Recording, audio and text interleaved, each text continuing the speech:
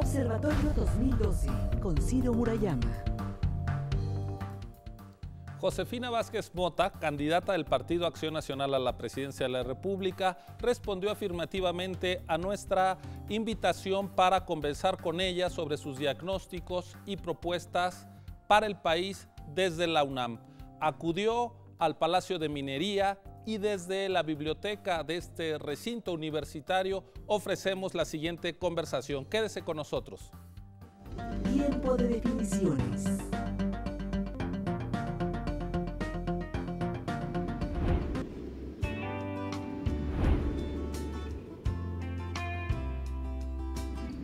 Nacida en el Distrito Federal, Josefina Vázquez Mota es licenciada en Economía por la Universidad Iberoamericana. En el periodismo, trabajó como editorialista en temas económicos en los diarios Novedades, El Financiero y El Economista. En su trayectoria profesional, se ha desempeñado como asesora de organismos empresariales como la Confederación de Cámaras Nacionales de Comercio, Servicios y Turismo, Concanaco, y la Confederación Patronal de la República Mexicana, Coparmex. En el servicio público, fue electa diputada federal por el Partido Acción Nacional a la 58 legislatura. Sin embargo, solicitó licencia al ser designada por el presidente Vicente Fox como secretaria federal de Desarrollo Social, manteniéndose en dicho cargo hasta el 6 de enero de 2006. En esa fecha, renunció al gabinete para incorporarse a la campaña de Felipe Calderón Hinojosa, entonces candidato del PAN a la presidencia.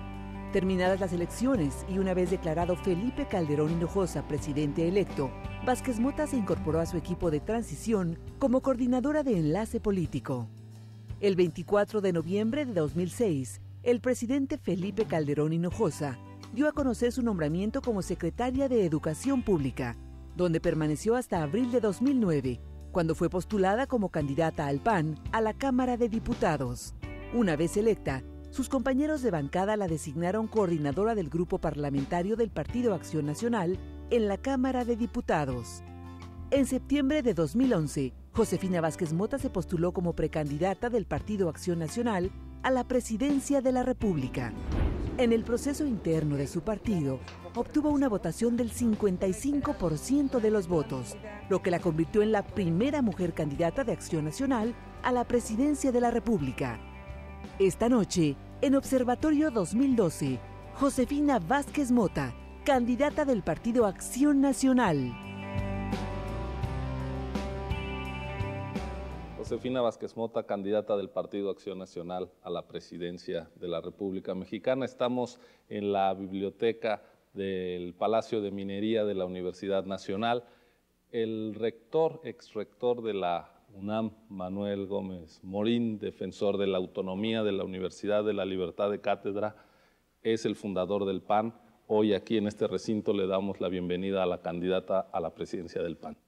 Ciro, me da muchísimo gusto, es un privilegio estar en este espacio histórico, espléndido, no solamente de conocimiento y de cultura, este espacio que nos reconcilia a los mexicanos y que nos permite recuperar el orgullo de lo que somos y de lo que sí hemos construido juntos, y por supuesto el que el fundador de nuestro partido no solamente haya sido el rector de nuestra máxima casa de estudios, sino un luchador incansable por la autonomía y la libertad de cátedra, pues me hace sentir doblemente reconocida y muy agradecida de estar aquí con ustedes en estos micrófonos.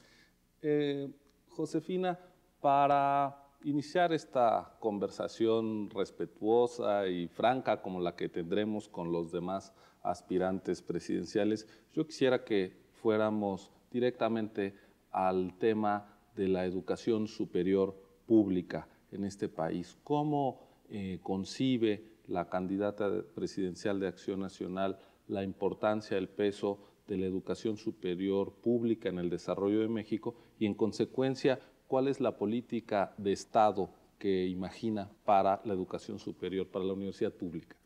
Bueno, lo primero quiero decir, y creo que di cuenta en mi paso por la Secretaría de Educación Pública, no solamente de la importancia indispensable de las instituciones de educación superior públicas del país, sino que tuve la oportunidad de acompañarlas de manera muy cercana.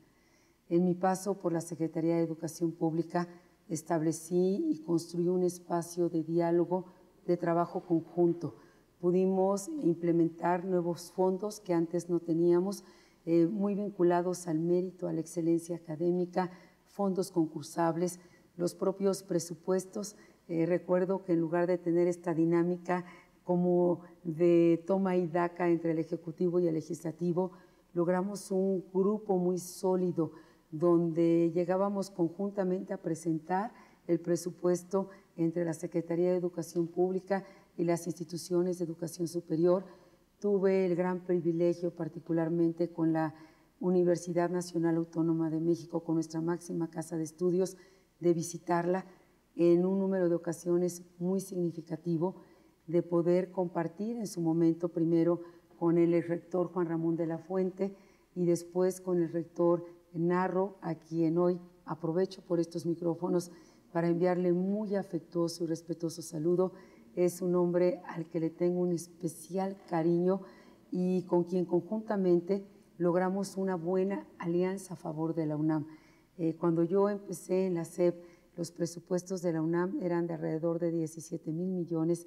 Cuando yo dejé la Secretaría de Educación Pública, que bueno, no fueron los 6 años, fue un plazo más corto, ya habíamos logrado incrementar el presupuesto de la UNAM por más de 21,000 millones de pesos, que no es un mérito propio solamente, es este esfuerzo de la comunidad. Y quiero decir que estoy absolutamente orgullosa de la Universidad Nacional Autónoma de México. Estoy orgullosa de su comunidad académica, estoy orgullosa de la transformación que ha decidido emprender la propia institución. Recientemente, y aprovecho para reiterar mi pésame a la familia del doctor Carpizo y a la comunidad universitaria, cuando uno lee algunos textos del rector Carpizo, uno entiende que hubo momentos muy desafiantes en la vida de la universidad, que hubo momentos donde él mismo convocaba a la comunidad a replantearse ciertas consideraciones para fortalecer la institución, para modernizarla. Fortaleza y debilidad de la UNAM que impulsó este el diagnóstico Carpizo. Que ahí está a la luz de todos nosotros, donde el rector, me parece, con un gran compromiso y amor por la universidad, pone en claro lo que a su consideración es fortaleza y aquello que puede o debe mejorarse. Mi oposición y mi convicción sobre la instituciones de educación superior, es que tienen que fortalecerse. Yo, de ganar la presidencia de la República, tengo el compromiso, por lo menos, de llegar a una cobertura del 50%, por lo menos. Hemos logrado incluso superar la cobertura planteada para esta administración. Y no solamente eso, quiero abrir también por lo menos 150 nuevas instituciones de educación superior. Viví, por ejemplo, con enorme alegría y al lado del doctor Narro, cómo la Universidad Nacional se pudo seguir extendiendo a otros campus muy importantes, y realmente estoy muy orgullosa de que en nuestro país tengamos a la universidad, de lo que ha construido, de los premios Nobel que le ha dado a México, pero sí lo voy a decir algo más que rebasa lo académico, y es que la Universidad Nacional Autónoma de México es sin duda un factor clave de la paz social, de la gobernabilidad de México y también de la reconciliación. Y creo que esto es algo que no le podemos escatimar a la UNAM. Muy al contrario, hay que fortalecerlo y hay que reconocerlo. Una vez que ha hecho usted este balance y este reconocimiento a la importancia de la UNAM y de la Universidad Pública Mexicana, quisiera conocer su reflexión sobre el papel de la universidad superior, de la universidad privada, de la educación superior privada en México, de manera legítima, creo yo. Inicialmente distintos grupos económicos, empresariales, impulsaron la creación de instituciones, algunas muy exitosas de alto nivel. Es el caso del Instituto Tecnológico de Monterrey, para nutrir de cuadros al desarrollo empresarial del país, pero después se fue extendiendo incluso para nutrir a las élites del sector público y de la toma de decisiones. Y esto no ha ocurrido solo en los gobiernos de Acción Nacional, es algo que viene desde antes, que tuvimos una suerte de colonización de los espacios de decisión por parte de egresados de instituciones de educación superior privada. Y quizá el máximo punto reciente de impulso a la educación superior privada sea la decisión del presidente Calderón de subsidiar con recursos de Nacional Financiera becas a través de la banca privada para que las familias contraten crédito, deuda y acudan a instituciones privadas. En la visión de Josefina Vázquez Mota, ¿el Estado mexicano debe financiar, subsidiar a la educación privada? Hoy tenemos, y hay que reconocerlo, Ciro, una transición demográfica sin precedente en la historia del país. Somos un país joven en promedio de edad, somos un país que tiene el mayor número de jóvenes desde que México se fundó como nación, y es evidente que el reto de la cobertura aquí está. Yo estoy hablando de lograr y adelantar, por ejemplo, plazos de cobertura, pero aún así, logrando este 50% de cobertura, todavía tenemos el otro 50% por delante como un desafío importante. Me parece en todo caso… ¿50% de cobertura pública? De cobertura, bueno, yo estoy hablando de llegar a esta meta del 50% de cobertura fundamentalmente con instituciones de educación superior. Y quiero decir que, por supuesto, la universidad privada, algunos institutos muy reconocidos que han hecho un gran esfuerzo, han venido a sumar y han venido a satisfacer también demandas legítimas de la población. En todo caso, ¿cuál es mi compromiso?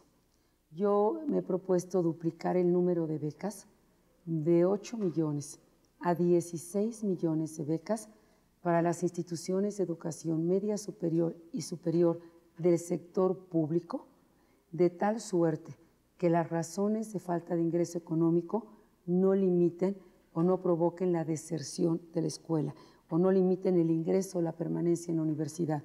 Creo que una ampliación de becas de esta dimensión nos permitiría una política pública de fortalecimiento de la presencia, de la cobertura, de la participación de las instituciones de educación superior públicas del país. Y no solamente eso, en estas 150 nuevas instituciones de educación superior pública que pienso construir en mi próxima administración, están las universidades, están los politécnicos, están los tecnológicos y todos ellos son de orden público. Este es parte del impulso, no es todo, pero es parte del impulso que estoy decidida a dar a esta educación. Muy bien. Estamos conversando con Josefina Vázquez Mota, candidata del Partido Acción Nacional a la presidencia de la República. Esto es Observatorio 2012 por TV UNAM. Volvemos en unos segundos.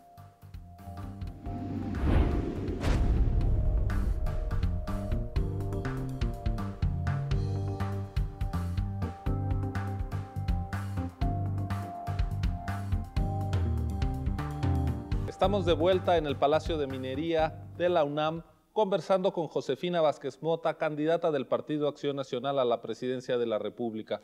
Josefina, el mundo vive tiempos difíciles, la economía internacional vive lo que se ha dado en llamar una gran recesión, en contraste con la Gran Depresión de los años 30.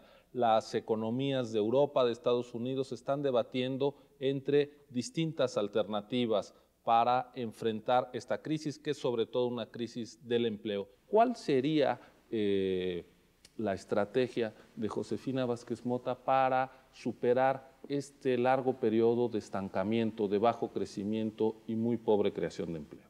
Con mucho gusto, Ciro. Lo primero es que tenemos que valorar lo que significa la estabilidad. La estabilidad, por supuesto, no es un propósito en sí mismo, pero sí es una condición indispensable para la prosperidad. Ya México fue un laboratorio de muchas experiencias económicas y vivimos procesos de empobrecimiento muy grandes cada vez que la moneda se devaluaba o cada vez que teníamos un endeudamiento por arriba de tu capacidad de pago, y evidentemente eso hizo perder patrimonios, ahorros, valor de la moneda y la posibilidad de una economía mucho más sólida. Yo creo que la apertura económica no solamente es parte de nuestra realidad, yo creo que la globalización seguirá siendo un proceso cuyo destino es ampliarse cada vez más. Y por lo mismo estoy convencida que ha llegado el momento de regresar al mercado interno. Ha llegado el momento en un mundo global de regresar a ver en el mercado interno la fuente más importante de crecimiento económico. Un mercado interno que tenga los incentivos correctos, un mercado interno que tenga una banca de desarrollo mucho más audaz, mucho más promotora, particularmente de la pequeña y de la mediana empresa, una banca de desarrollo que tenga también adecuaciones de orden institucional. Yo creo que el crecimiento de México se tiene que dar fundamentalmente con el talento, con el espíritu emprendedor y con la capacidad que tengamos de agregar valor a las cadenas de producción en nuestro país. Por ejemplo, creo que el turismo tendría que convertirse, ya lo es, pero todavía en un sector mucho más poderoso y vigoroso. Tenemos el turismo médico, el turismo de doble residencia. Tenemos un país que, si bien ha hecho un gran esfuerzo en infraestructura, ¿cuánto nos falta todavía por construir? ¿Cuántos aeropuertos? ¿Cuántos puertos? ¿Cuántas escuelas, hospitales, universidades, redes de agua potable en las comunidades más pobres? ¿Cuántos caminos sacacosechas? Es decir, este es un país de demanda. Al ser un país tan joven, este es un país el que necesita todo.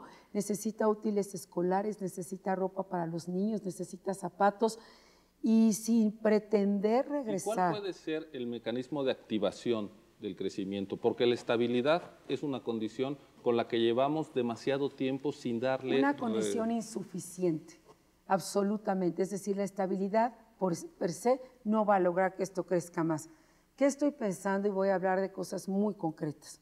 Primero, yo sí estoy convencida que tenemos que hacer un esfuerzo muy importante para aprobar las reformas que México requiere, porque estas reformas te van a liberar en gran medida. ¿Cuáles son esas? Grandes Porque ya es un sectores lugar del común mercado. hablar de las reformas Mira, que México requiere. Yo estoy convencida, por ejemplo, de la reforma laboral, que te permitiría al año por lo menos 400,000 empleos más a los que ya se están generando en este momento. El problema de la actual legislación para, ¿por qué inhibe la creación de empleo desde su punto de vista? Porque me parece que es una legislación que obedece a un México que ya no es. Es como hoy una Secretaría de Gobernación que ya no tiene las herramientas. Yo voy más por un Ministerio del Interior que tenga una coordinación de todos los cuerpos de seguridad, digamos, ese es otro tema. Pero ¿por qué inhibe?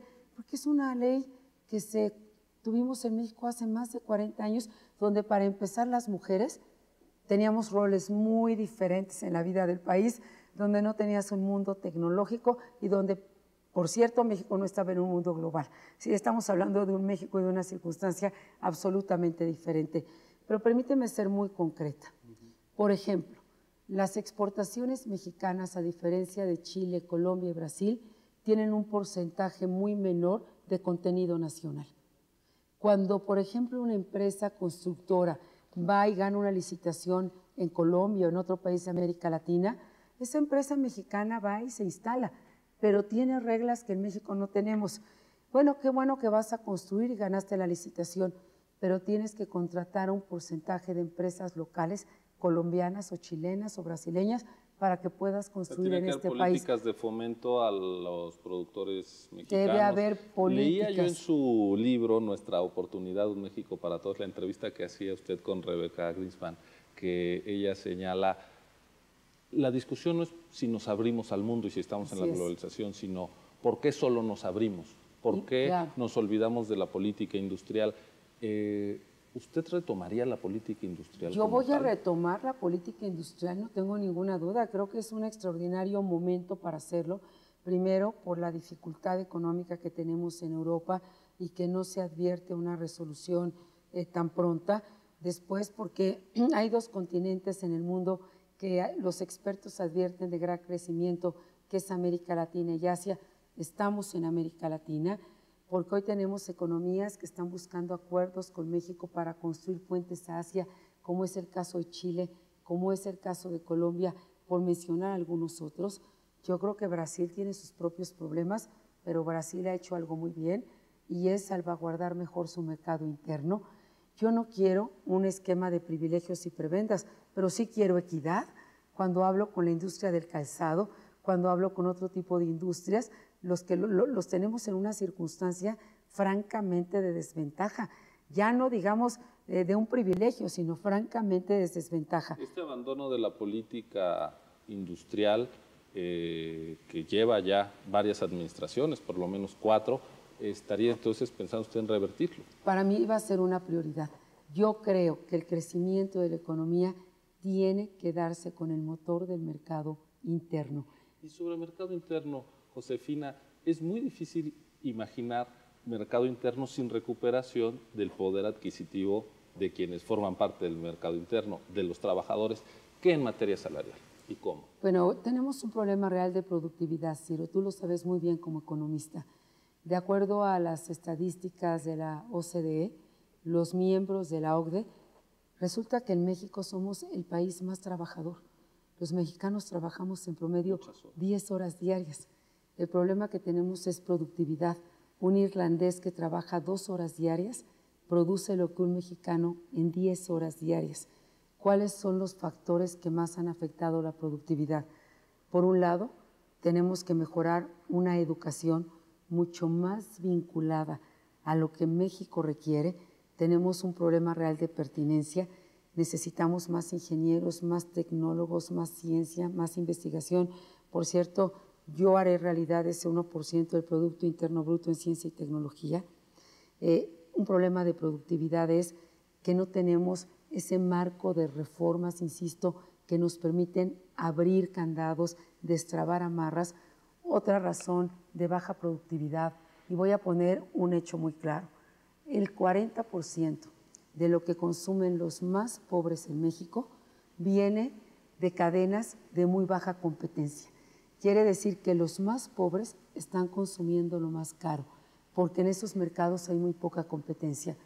Yo estoy convencida, Ciro, de que tenemos que abrir muchos sectores a la competencia, de que tienen que venir nuevos actores para que en esos sectores haya productividad y no renta, y para darle el poder al ciudadano de elegir entre diferentes opciones y no solamente quedarse con una o quedarse con muy pocas. ¿La recuperación del ingreso del trabajador? Pues la recuperación del ingreso del trabajador se dará en función de la capacidad que tengamos de abrir también estos mercados. Voy a dar un dato muy concreto. Si solo abriésemos parte de los mercados que hoy tenemos muy cerrados y con escasa competencia, bajaría la pobreza en aproximadamente 5 millones de mexicanos y creceríamos el Producto Interno Bruto, de acuerdo a investigaciones del SIDAC, en 5% más cada año. Ahí estamos hablando de un cambio radical que mejora las condiciones del salario de los trabajadores y que por supuesto te da una posibilidad de apertura de oportunidades que hoy no estamos teniendo.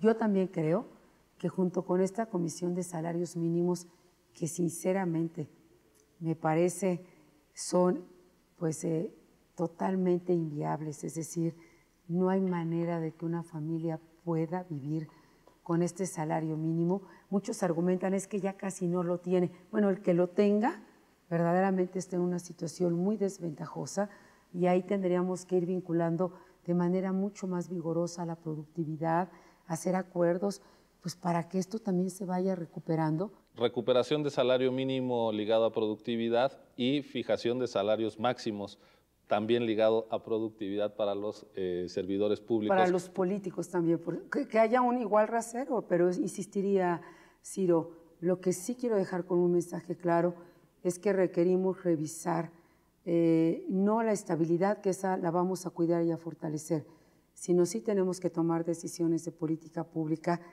para abrir candados, para quitar trabas y para facilitar e incentivar el mercado interno. Es en el mercado interno donde vamos a encontrar esta mejora de salarios y también esta apertura de oportunidades. Pues ya lo ve, el énfasis en el mercado interno. Volvemos en un minuto a esta conversación con Josefina Vázquez Mota, candidata del Partido Acción Nacional a la presidencia de la República.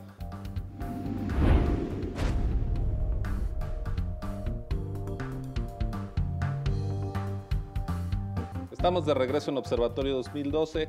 Licenciada Vázquez Mota, uno de los temas que inevitablemente está gravitando sobre el debate de las campañas, porque está presente en la vida cotidiana de los mexicanos, es el de la inseguridad. El gobierno del presidente Calderón ha sido muy enfático en la materia y usted en los últimos días ha hecho una serie de definiciones que me resultan muy sugerentes. Dice usted que hay que pasar a una segunda fase y que no es solo un cambio en la retórica, sino de estrategia. Y dice usted, los resultados se medirán no solo por criminales capturados, sino por cuán estables y seguras están las comunidades. Si me permite, empiezo a ver a la candidata Vázquez Mota más que a la ex colaboradora del presidente Calderón. ¿Podemos encontrar una nueva definición desde Acción Nacional para enfrentar este problema? No tengo ninguna duda, Ciro, y es importante. Quiero dejar muy en claro lo que he reiterado.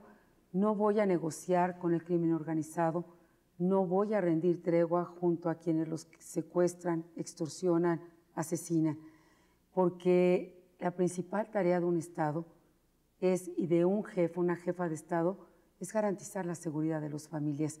Pero no tengo duda que tenemos que pasar a una segunda fase y quiero decir cómo la estoy entendiendo. En primer lugar, yo tengo la propuesta, la di a conocer muy recientemente, de formar una Policía Nacional por cerca de 150,000 miembros bien entrenados, con inteligencia, con buen armamento, con una certificación muy amplia, que en todo caso de que si algún gobernador pues renuncia a su responsabilidad de salvaguardar a las familias, yo no voy a seguir esperando. Esta Policía Nacional tendrá que ir a colaborar y a dar certeza y confianza a las familias mexicanas. Acabo de estar recientemente en Matamoros, en Tamaulipas, y quienes están viviendo en esta región del país, el reclamo generalizado es: por favor, cuídenos, por favor, no nos hagan sentir abandonados. Me decían incluso que ahora en Semana Santa las playas volvieron a estar llenas en Tamaulipas a raíz de que la Marina está custodiando todos estos litorales. Esto lo comento como una primera propuesta, pero al mismo tiempo necesitamos corresponsabilidad local. El Ejército debe de estar ahí, la Marina, la Policía Nacional. ¿Dejaría el Ejército y a la Marina aún con la Policía Nacional patrullando las calles? Ahí tendremos que tomar una decisión dependiendo de cada entidad y dependiendo de la gravedad del problema.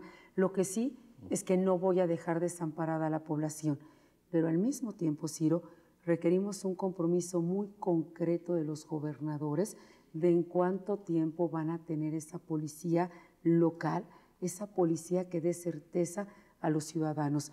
Las Fuerzas Armadas han estado ahí por petición de los gobiernos locales. No es que de pronto se levantaron y dijeron, ahora ya se me antoja irme a Tamaulipas o se me antoja irme a Veracruz. Han sido peticiones concretas de los gobiernos locales frente a cuerpos policíacos que no dan certeza a la población. Pero debe haber un plazo de tiempo y de compromiso que permita a los ejércitos y a la Armada regresar a sus cuarteles, siempre y cuando esos cuerpos de seguridad le den certeza y confianza a los ciudadanos. Al mismo tiempo hay que seguir impulsando con mayor vigor esta reforma para una mejor procuración e impartición de justicia y un rubro muy importante, Ciro. Hay que fortalecer todas las instancias del combate al lavado de dinero. Tenemos que combatir el lavado de dinero con mucho más vigor de lo que lo hemos venido haciendo. ¿Por qué? Porque aquí es donde encuentras los tramos enormes de corrupción y de impunidad. Yo estoy pidiendo de entrada dos acompañamientos: que se elimine el fuero a todos los políticos sin excepción para que finalmente todos seamos iguales frente a la ley, que para mí este es un eje rector. Si en México no somos iguales frente a la ley, no tendremos ni instituciones fuertes ni credibilidad en los sistemas de impartición de justicia. Hablando de política y procuración de justicia, la UNAM, usted sabe, dio a conocer su propuesta de seguridad en democracia, un esfuerzo que entre otros encabezó el exrector Jorge Carpizo. Claro. Y entre las propuestas que la UNAM puso a consideración del Ejecutivo Federal y de los actores políticos está la autonomía del Ministerio Público, que deje de depender del presidente y de los gobernadores. Es una propuesta que yo quisiera conocer cómo es retomada, evaluada por Josefina Vázquez Mota.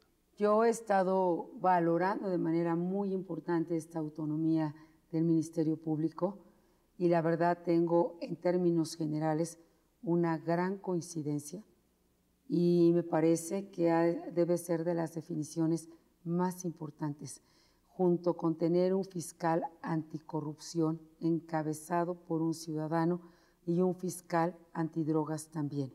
Me parece que si no resolvemos de mejor manera la impartición y procuración de justicia, si no logramos recuperar la confianza del ciudadano en ir a denunciar un ministerio público donde sienta que lo va a proteger y no que se va a poner del lado de quien lo ha agraviado, mucho de lo que queremos resolver no lo vamos a estar logrando.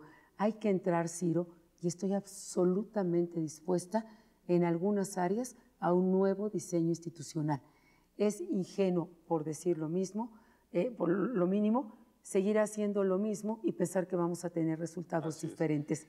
En la estrategia de seguridad, un asunto muy sensible es la protección de los derechos humanos. Sin duda.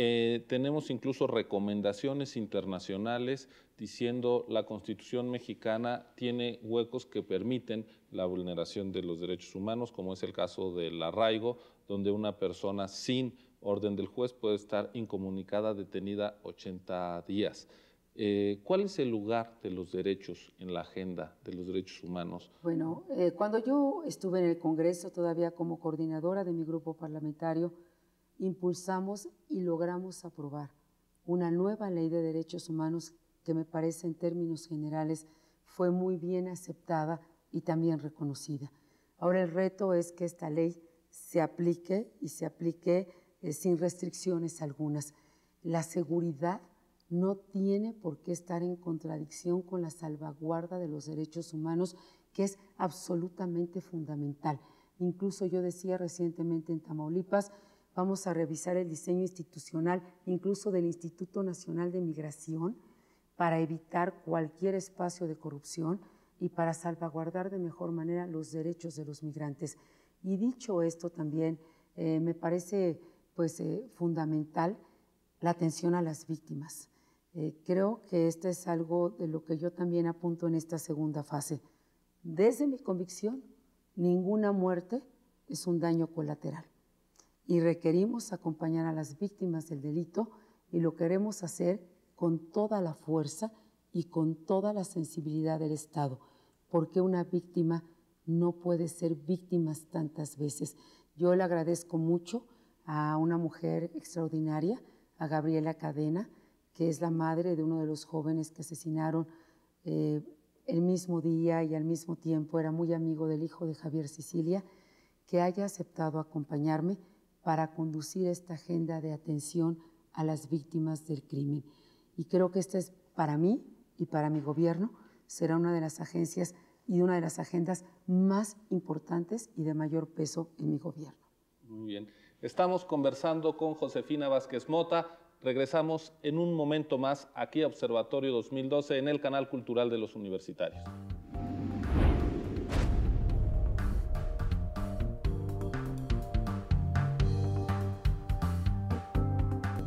Gracias por continuar con nosotros aquí en Observatorio 2012. Vamos a ofrecer a continuación la última parte de la entrevista, de la charla que sostuvimos con Josefina Vázquez Mota, donde le preguntamos algunos asuntos que seguramente son relevantes, definiciones que usted quiere oír en materia de derechos reproductivos de la mujer, en materia de ciencia y, por supuesto, en lo que toca a la desigualdad que cruza a nuestro país. Vamos, pues, a esta parte final de nuestra conversación con la candidata presidencial del PAN. Josefina, en esta última sección de nuestra conversación, no quisiera yo dejar en el tintero algunas preguntas, en concreto sobre los derechos de la mujer. Permítame ponerle el siguiente ejemplo. Hay una mujer, madre de familia, de más de 40 años, tiene 3 hijos, se embaraza y por una decisión individual decide interrumpir el embarazo. En la Ciudad de México acudiría a una clínica pública, tendría todos los servicios y después, con su dolor, con la experiencia triste de interrumpir un embarazo, volvería a hacerse cargo de sus hijos. A unos kilómetros de la capital, en el estado de Morelos, esa mujer tendría que irse a la cárcel. ¿Qué legislación hace más sentido con la visión de los derechos reproductivos de la mujer de Josefina Vázquez Mota, la del Claro. DF o la de Morelos? Yo voy a ser suficientemente clara como siempre lo he hecho. Coincido con la plataforma, las convicciones de mi partido en cuanto a la protección y el derecho a la vida, pero lo digo con absoluta contundencia. No estoy de acuerdo, jamás apoyaré y nunca voy a acompañar a una legislación que vaya a criminalizar a las mujeres. Por supuesto, la rechazo y me opongo absolutamente. En todo caso, estaría yo dispuesta a una política pública que acompañe de mejor manera a las mujeres y también una política pública que buena falta nos hace de prevención. Tenemos miles de embarazos de casi niñas y adolescentes cada año y la verdad me parece que eso es un reflejo de que tenemos que hacer mucho más en tarea de prevención. Dando mi convicción, expresando mis convicciones respecto al tema de la vida, rechazo tajantemente cualquier criminalización a las mujeres. Me parece totalmente Hace usted muy clara. inaceptable. Espero que haya quedado absolutamente claro. Totalmente.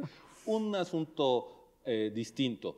En la plataforma del Partido Acción Nacional no hay ninguna referencia al desarrollo científico de México. Desde la universidad, desde este espacio, yo le pregunto cómo las propuestas de Josefina Vázquez Mota llenan este vacío, esta indefinición del PAN en la importancia del desarrollo de la ciencia. Bueno, yo estoy convencida, lo he dicho en muchos foros, primero que voy a hacer posible este tan anhelado reclamo de lograr el 1% del Producto Interno Bruto para ciencia y tecnología. En segundo lugar, acabo de estar en un foro al que me convocaron pues académicos, científicos, tecnólogos, donde escuché de manera muy atenta una propuesta para tener un solo ministerio en donde podamos conjuntar al CONACYT, las instituciones de educación superior, el CINVESTAB, es decir, todos aquellos organismos. A mí la verdad me entusiasma enormemente esta propuesta y así se los hice saber. Yo conozco la agenda educativa, estuve muchas veces en el CINVESTAB, ya he dicho los premios Nobel que la UNAM le ha permitido al país y trabajé con el doctor Mario Molina, premio Nobel de México, cuando fui secretaria de Educación Pública en un modelo, Ciro, que me tiene totalmente entusiasmada. Es el modelo vivencial de la ciencia, que por cierto también la UNAM, con otro grupo de científicos y estas asociaciones de científicos están totalmente sumados. Lo viví en la escuela pública, vas a las aulas, los niños ya no aprenden de memoria la ciencia, la practican y la viven. Y tengo una propuesta muy clara en este sentido. La detección de talentos desde muy baja edad. Si tú detectas un talento en la primaria que tenga esta vocación de ciencia, de tecnología, de investigación, tener un programa de becas que acompañe a estas niñas o estos niños desde la detección del talento hasta su maestría y su doctorado. Y poder entonces generar esta cadena de talento y de investigación, no cuando llegas a la universidad o a la maestría, sino hacerlo desde los primeros años de vida. Yo conozco muy de cerca la comunidad, el Colegio Nacional, que era mi vecino en la SEP, pues también me convocó muchísimas veces y quiero decir que soy una absoluta convencida, no solamente por lo que ya significa, sino porque voy a decir algo que me parece fundamental. La educación, la cultura, la ciencia y la tecnología son caminos de reconstrucción de la paz y son caminos para acercar y reconciliar a los mexicanos, que por cierto son urgentes. Siguiendo con su experiencia como servidora pública, usted ocupó la titularidad de la Secretaría de Desarrollo Social, impulsó el programa Oportunidades, que sigue una saga, digamos, de experiencia exitosa de contención de la pobreza en el país, pero la desigualdad y la pobreza siguen siendo las dos marcas más claras del rostro de la sociedad mexicana. ¿Qué haría de manera diferente a lo que se ha venido haciendo a lo largo de las últimas administraciones para romper esta inercia de continuidad de la desigualdad? Haría por lo menos 3 o 4 cosas diferentes. A ver. La primera de ellas es construir una segunda fase del programa Oportunidades, en donde abramos la posibilidad de acceso a crédito y que esto permita ir generando centros de generación de ingreso. En una encuesta que hice en Cedesol a los más pobres, lo que más te piden es acceso a crédito. Y de hecho la experiencia de haber bancarizado a casi todas las mujeres de oportunidades te da muy buenas señales de que vas en el camino correcto.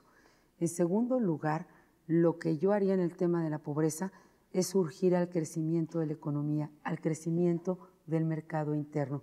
Si el sector turismo te representa más de 2.5 millones de mexicanos que están en este sector, imagínate lo que somos capaces de hacer si impulsas un sector con turismo médico, con turismo de segunda residencia. Es un momento extraordinario para volver a industrializar al país y la verdad creo que aquí se abrirían los caminos también de oportunidad y de mejora de ingreso y de reducción de la pobreza. ¿Qué más haría yo? Revisar la ley de coordinación fiscal. Y creo que tenemos que entrarle a esto que no se le ha querido entrar a muchos años. En su libro, en las entrevistas, por ejemplo, con Sanguinetti, se subraya mucho esto, la necesidad de que México tenga una mayor recaudación fiscal, porque si no los problemas de desigualdad, de bajo crecimiento, no se va a resolver. ¿Cuáles serían las medidas clave de Josefina Vázquez Mota para incrementar la recaudación fiscal? Lo primero es reconocer lo que es un hecho, que el petróleo ya no es ni será la fuente de financiamiento más importante. En segundo lugar, una reforma integral, no solamente de un impuesto. No se trata aquí de si vas a quitar este impuesto, vas a poner a otro. A mí me parece que requerimos transitar a un esquema fiscal donde quienes más consumen sean los que más paguen, donde construyamos puentes entre el sector. ¿Los que más ingresan?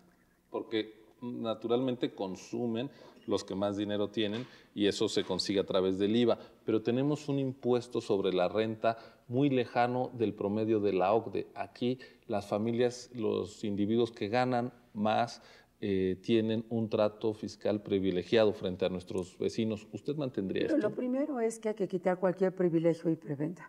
Así como he hablado de que en los mercados hay que quitar privilegios y prebendas, y he hablado de que el 40% de los más pobres consumen justamente lo más caro de mercados de baja competencia, se tienen que eliminar los privilegios y las prebendas. Y necesitamos también construir puentes que permitan que la informalidad vaya transitando un sector formal. Porque en la informalidad, donde por cierto también hay un gran esfuerzo y trabajo, no estoy hablando de la ilegalidad, no, estoy hablando de lo que millones de mexicanos hacen para sobrevivir y salir adelante todos los días. No estoy hablando ni de un acto ilícito ni de un acto ilegal, estoy hablando de los que están sobreviviendo todos los días. Me parece que están en mercados de bajísima productividad y que los tenemos que acercar de mejor manera a un sistema formal y a un sistema de protección. Necesitamos una reforma hacendaria que sea también promotora de la inversión y del empleo, que tenga, por ejemplo, incentivos para quienes estén en el área de investigación, de ciencia y de tecnología. Para eso sirven también las reformas fiscales. Y diría también que esta ley de coordinación fiscal es fundamental. Yo te puedo dar mi experiencia habiendo sido secretaria de Estado 2 veces.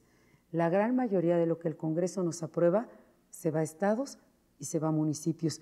Y en principio, qué bueno que así sea, pero tenemos un gravísimo problema. Tenemos una escasísima, por no decir casi nula, rendición de cuentas y transparencia en el destino del gasto. Y me parece que en México no se está gastando ni de la mejor manera y por supuesto se está gastando con una gran distancia a la transparencia y a la rendición de cuentas. Ya no tenemos un tlatoani, el problema es que tenemos como más de 30. Y esos vicios del sistema presidencialista que tanto trabajo nos está costando erradicar, hoy se han reproducido en mayor o menor medida en los gobiernos locales. Nos ha dicho lo que va a hacer Josefina Vázquez Mota si gana las elecciones el próximo 1 de julio. Si Acción Nacional no conquista la presidencia, ¿dónde vamos a ver a Josefina Vázquez Mota y cuál es el papel, cuál debería ser el papel de Acción Nacional desde la oposición? Bueno, la verdad tengo la convicción y la confianza de la victoria. Estoy trabajando para ello.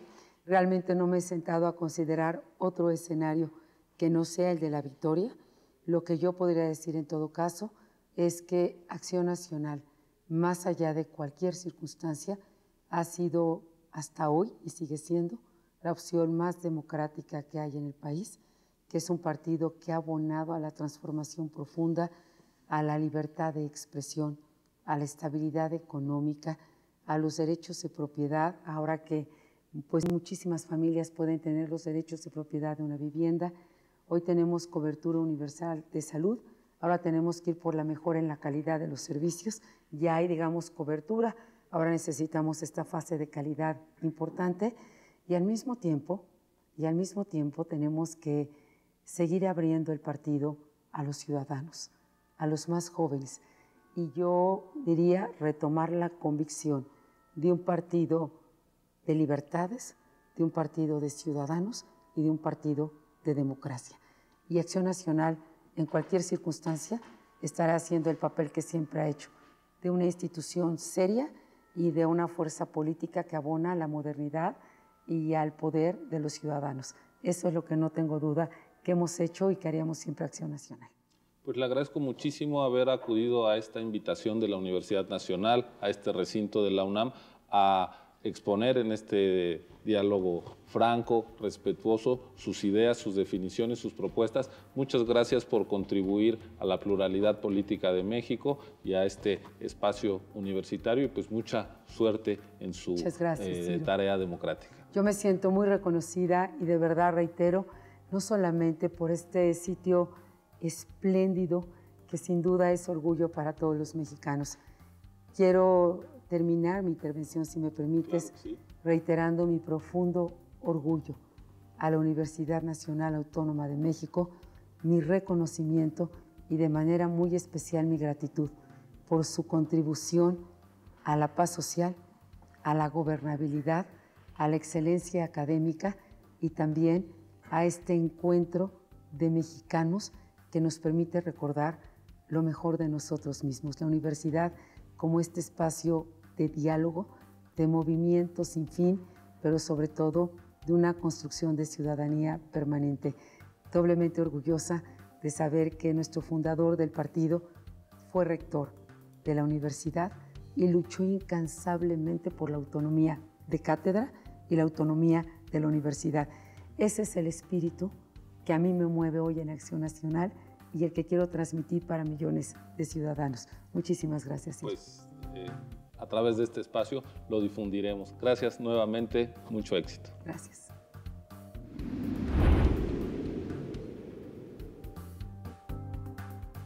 Pues ahí han tenido ustedes la conversación que sostuvimos con Josefina Vázquez Mota, la primera entrevista con uno de los aspirantes a la presidencia de la República. En las próximas semanas tendremos como invitados al resto de los candidatos presidenciales desde este espacio plural, propio de la universidad, tolerante, reflexivo. Ya lo sabe, desde aquí no queremos influir en el proceso electoral, pero sí queremos contribuir a entenderlo y a crear un contexto de exigencia a las definiciones de los actores políticos. Muchas gracias por recibirnos. Nos vemos la semana que entra aquí en Observatorio 2012. Buenas noches.